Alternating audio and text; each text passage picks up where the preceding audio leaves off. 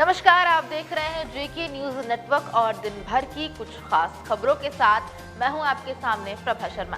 तो सबसे पहले नजर डालते हैं सुर्खियों पर। रघुवर सरकार की नियोजन नीति वापस, जेपीएससी के लिए उम्र सीमा में छूट, बुजुर्ग कलाकारों को हर महीने 4,000 रुपए मिलेगा पेंशन।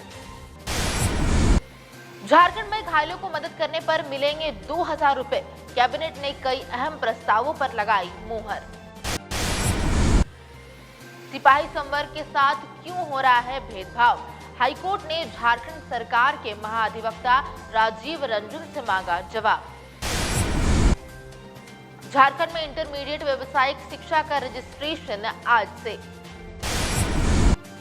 और अंत में जानेंगे मौसम का हाल, जहां झारखंड में बदल रहा है मौसम का मिजाज, कुछ जिलों में होगी बारिश। अब इन खबरों को देखते हैं थोड़ा विस्तार से। झारखंड सरकार रघुवर दास के कार्यकाल में बनाई गई नियोजन नीति वापस लेगी। अनुसूचित और गैर अनुसूचित जिलों में जिला स्तर पर समूह ख के अराजपत्रित और समूह ग व घ स्तरीय पदों पर नियुक्ति के संबंध में 2016 और 2018 में जारी आदेश भी वापस होगा। प्रतियोगिता परीक्षाओं के माध्यम से जिनकी नियुक्ति हो चुकी है वे बहाल रहेंगे, लेकिन जिनकी नियुक्ति प्रक्रिया चल रही थी वो रद्द हो जाएगी। ये फैसला बुधवार को राज्य कैबिनेट की बैठक में लिया गया। वर्ष 2016 में झारखंड कर्मचारी चयन आयोग ने हाई स्कूल शिक्षकों के 16,572 पदों पर नियुक्ति प्रक्रिया शुरू की थी। इनमें से 8,423 शिक्षकों की नियुक्ति हो गई, लेकिन सोनी कुमार की याचिका पर हाईकोर्ट ने आगे की नियुक्ति पर पहले स्टे लगाया, फिर नियोजन नीति को ही गलत बताते हुए पहले हुई नियुक्ति को निरस्त कर दिया। कोर्ट ने कहा था कि नौकरियों में 50% से ज्यादा आरक्षण नहीं दिया जा सकता है, मगर अब सवाल उठता ये है कि आगे क्या? आगे नई नियोजन नीति बनने के बाद ही नियुक्ति प्रक्रिया शुरू होगी। राज्य में अभी करीब 1.60 लाख पद रिक्त है। सीएम ने कहा भी है कि ये साल नियुक्तियों का वर्ष होगा। इस नीति के तहत हुई 8,423 शिक्षकों की नियुक्तियों का मामला सुप्रीम कोर्ट के फैसले पर निर्भर होंगे, जहां 8,149 पद नई नीति के तहत भरे जाएंगे। आपको बताते चलें कि पुरानी नियोजन नीति में जिला स्तर पर 3rd 4th ग्रेड की नौकरियां उसी जिले के युवकों के लिए आरक्षित कर दी गई थी, लेकिन अब सरकार ने हाईकोर्ट के फैसले के बाद अब नियोजन नीति को ही वापस लेने का फैसला कर लिया है। ऐसे में ये भी सवाल उठता है कि आखिर सरकार को ये फैसला क्यों लेना पड़ा। दरअसल सोनी कुमारी ने दूसरे जिले में नौकरी के लिए आवेदन किया था, मगर उनका आवेदन ये कहते हुए रद्द कर दिया गया कि वो उस जिले की निवासी नहीं है, और तब इस नीति के खिलाफ सोनी कुमारी हाईकोर्ट पहुंच गई। यहाँ उनका तर्क था कि सभी पद उसी जिले के लोगों के लिए आरक्षित कर दी गई है, जो गलत है। संविधान में भी 100% आरक्षण को सही नहीं ठहराया गया है। कोर्ट ने उनकी दलील को सही मानते हुए राज्य सरकार की नीति को गलत करार दिया, लेकिन जिन शिक्षकों की नियुक्ति हो चुकी थी उनका क्या होगा? यहाँ राज्य सरकार ने नियुक्त 8,423 शिक्षकों को बहाल रखने का फैसला लिया है, लेकिन नौकरी से हटाए जाने के हाईकोर्ट के फैसले के बाद ही ये शिक्षक सुप्रीम कोर्ट पहुंच गए हैं। सुप्रीम कोर्ट ने उन्हें अंतरिम राहत देते हुए उन्हें बहाल रखने का निर्देश दिया है। इसके बाद राज्य सरकार ने उन्हें फिलहाल पद पर बनाए रखने का फैसला लिया है। 3 फरवरी 2021 को झारखंड कैबिनेट ने कई अहम प्रस्तावों पर अपनी मोहर लगा दी है। इसके तहत जहां झारखंड विधानसभा का बजट सत्र आगामी 26 फरवरी 2021 से शुरू होगा, वहीं अब राज्य में घायलों की मदद करने पर विशेष सम्मान मिलेगा।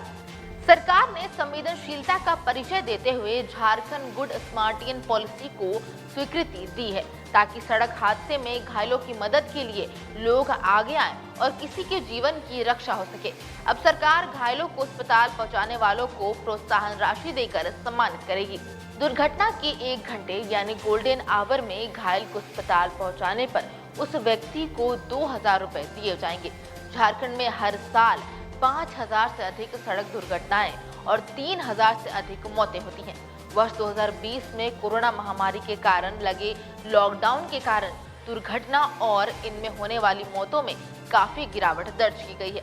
इस साल अक्टूबर तक 3,366 सड़क हादसे हुए हैं और इनमें 2,294 लोगों की मौत हुई है। दुर्घटना में अधिकांश मौत युवाओं की हो रही है। इसको लेकर सरकार संवेदनशील है। हाईकोर्ट के जज संजय कुमार द्विवेदी की अदालत ने सिपाही संवर्ग के कर्मियों को एसीपी एमसीपी का लाभ देने को लेकर दायर याचिका पर बुधवार को सुनवाई की। महाधिवक्ता राजीव रंजन द्वारा 8 सप्ताह का समय मांगे जाने पर अदालत ने नाराजगी जताई है। उन्होंने कहा है कि सिपाही संवर्ग के साथ भेदभाव क्यों हो रहा है। महाधिवक्ता को निर्देश दिया कि एसीपी एमएसपी का लाभ देने के मामले में सरकार द्वारा अब तक क्या कार्रवाई की गई है। अगली सुनवाई 15 मार्च को होगी। प्रार्थी की ओर से अधिवक्ता दिवाकर उपाध्याय ने महाधिवक्ता द्वारा समय मांगे जाने का विरोध किया। वहीं राजीव रंजन ने बताया कि इस मामले में गृह विभाग व वित्त विभाग के विवाद को सरकार 1 माह के अंदर सुलझा लेगी। उन्होंने 8 सप्ताह देने का आग्रह किया।